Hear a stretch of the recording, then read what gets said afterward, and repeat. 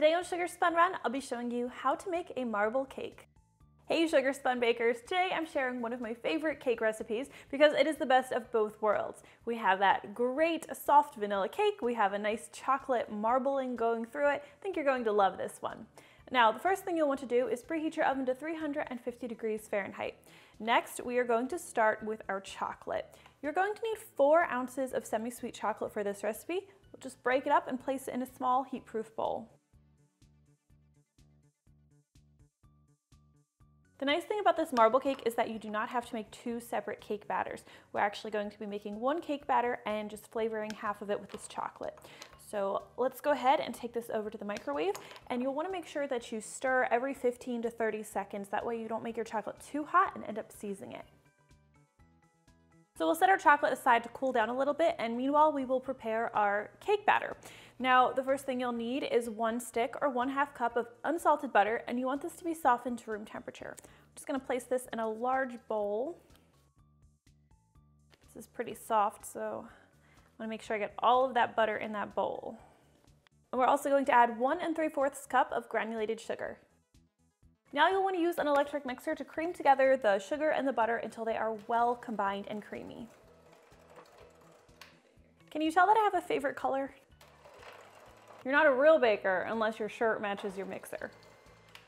Once your butter and your sugar are nicely combined, we're going to add some oil. I like to use canola oil, but vegetable oil or any other neutral oil, so that means not olive oil, would work well for this recipe. You will need 1/2 cup.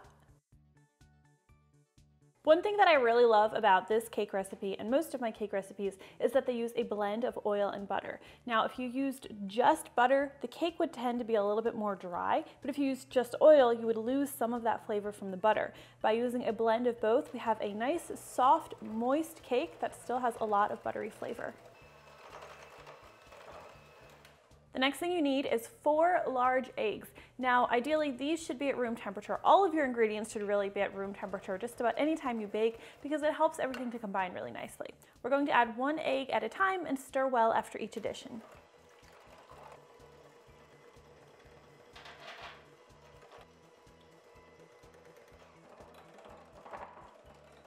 Now we're going to add 2 teaspoons of vanilla extract. Next, you'll need a separate bowl for your dry ingredients. We're going to start with 3 cups of all-purpose flour. We will add a tablespoon of baking powder and 3/4 teaspoon of salt. And of course, you'll want to mix this together until everything is well combined. No, there is no baking soda in this recipe. That is not a mistake. Even though we are going to be using buttermilk in this recipe, you do not need to use baking soda. Yes, the two often play very well together, but in this recipe, we're mostly using the buttermilk for flavor. Just trust me on this. It's been tested over and over. You do not need baking soda. All right, now bring back your wet ingredients, and before we go any further, you're also going to want to grab 1 1/4 cups of buttermilk. Now, we're done with using our electric mixer at this point. We are going to be stirring everything by hand using a spatula from this point on. We do not want to overmix our batter, and the easiest way to ensure we don't do that is to mix everything by hand.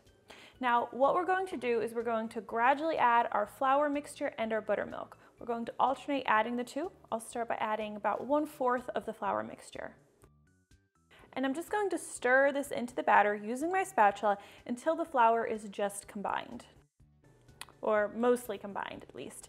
Now we're going to add our buttermilk. We're just going to add about 1/3 of this. You can just eyeball it. And again, we'll use our spatula to stir until this is mostly combined. And then we will repeat with our flour and our buttermilk until all of the flour and all of the buttermilk have been added. Now this part here, combining the wet and dry ingredients like this, is where a lot of people unfortunately go wrong. If you've ever had a cake that turned out too dry or too dense or tasted like cornbread, it probably stems from how you mixed your batter together.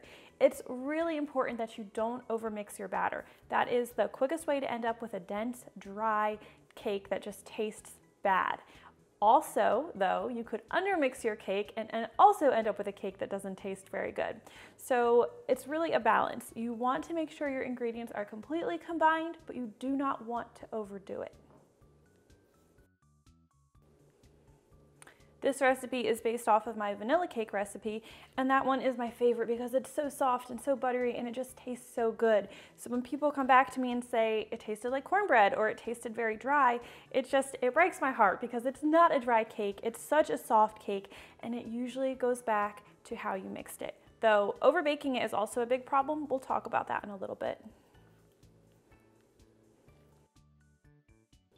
And the reason we add our buttermilk and our flour in this way, alternating the two, is just because it makes it easier for us to evenly incorporate the ingredients. So you can see while I'm mixing here, I'm not just mixing at full speed. I'm trying to use a gentle hand and just fold the flour and the buttermilk into the cake batter. So this batter looks just about perfect. As you can see, it's not a completely smooth, glossy batter. It looks a little bit lumpy still, but there are no discernible flour lumps in it. This is actually perfect. It has not been overmixed and it's not undermixed. Now what we're going to do is, this is a marble cake, so we need our chocolate batter. We're going to take about half. I usually take a little less than half of the batter, and I'm going to put it in a separate bowl. I'm just going to use the bowl I used for my flour, and I usually just eyeball this. It does not have to be completely even. So this is a little less than half the batter, and that is what I'm going to add my chocolate to. So your chocolate should be a little bit cooled from earlier. You don't want to add it when it's super hot, and I'm just going to stir this into half of the batter.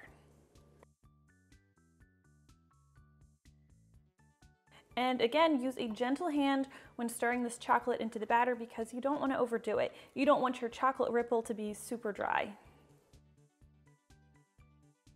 All right, let's portion our batter into our cake pans. I'm going to be using 8-inch round cake tins for this recipe. 9-inch would also work. I'll include instructions in the directions below if you want to bake in 9-inch pans instead. You'll want to either generously grease and flour the sides and bottoms of these pans, or I am just going to spray the sides with baking spray.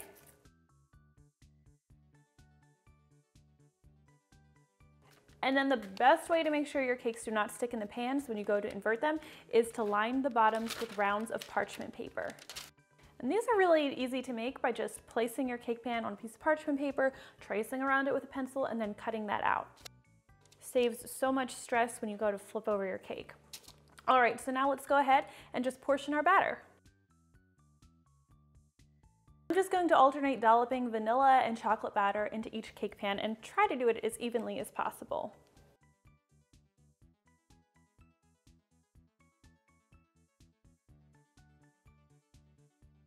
And the smaller your dollops of each batter are, the more marbled your cake will be when it's finished baking.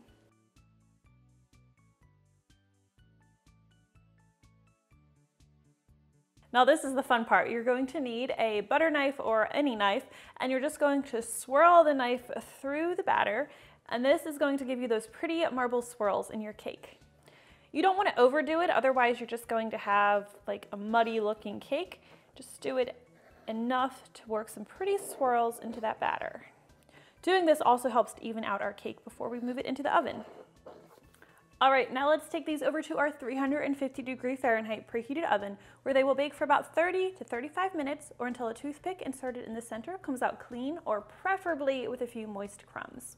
The reason I prefer for there to be a few moist crumbs on your cake is because it means the cake is baked, but it's not completely finished baking. While your cake is cooling in the cake pan, it's going to continue to bake a little bit more, and if that toothpick comes out clean, you run the risk of drying out your cake because you've overbaked it. If you have a few moist, and I do not mean wet batter, I just mean some moist crumbs on your toothpick, it means that the cake will finish baking while it cools, and then it definitely won't be overdone. It'll be a nice, soft, perfectly baked cake. So we're going to let these cakes cool for about 10 to 15 minutes in their cake pans, and then we'll take a knife and run it along the edge of the cake and invert it onto a cooling rack and let it cool completely before we cover it with frosting.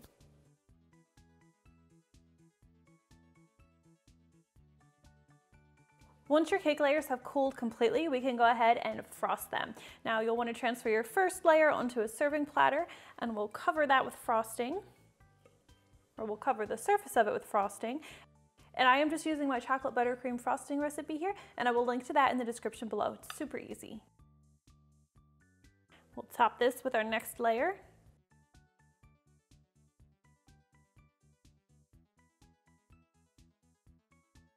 And then I just like to decorate this with some white nonpareil sprinkles.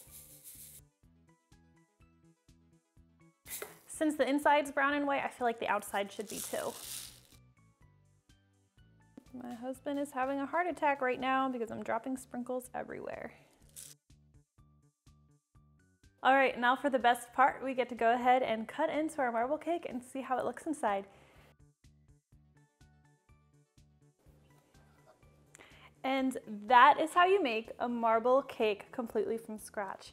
Isn't it beautiful? I love those chocolate swirls through the vanilla cake. This is a soft, moist, buttery cake, and I really think you're going to love it. All right, if you try this one out, please let me know what you think. I always love hearing from you. Thank you so much for watching, and I'll see you next time. So good.